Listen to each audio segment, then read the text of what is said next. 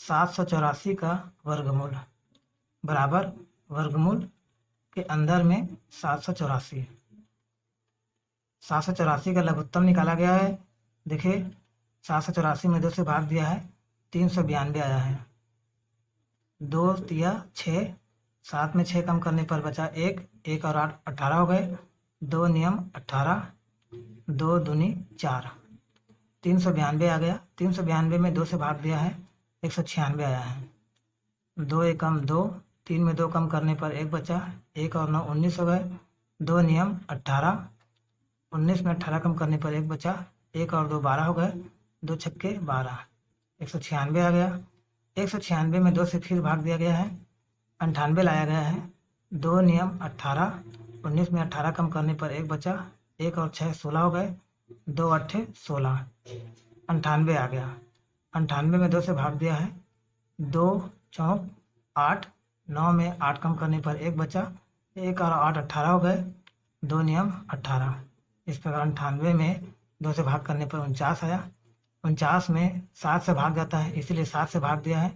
7 सत्ते 49, 49 में 7 से भाग करने पर 7 आया और 7 को 7 से एक बराबर भाग दे करके 1 लाया गया है, 7 एकम 7। तो इस प्रकार 784 के अभाज्य गुणनखंड आ गए। वर्गमूल 784 बराबर वर्गमूल चिन्ह के अंदर में 2 गुणा 2 गुणा 2 गुणा 2 गुणा गुणा 7 गुणा 7। अगला स्टेप में देखिए 784 का वर्गमूल बराबर वर्गमूल चिन्ह के अंदर में 2 का वर्ग गुणा 2 का वर्ग गुणा 7 का वर्ग।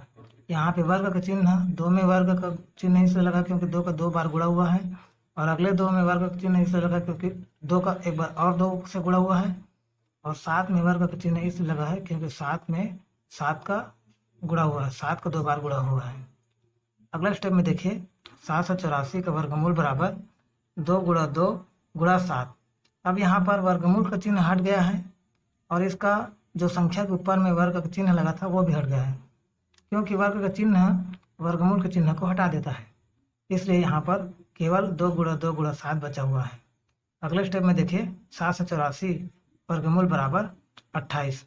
2 गुणा 2 गुणा 7 को हल करने पर 28 आता है।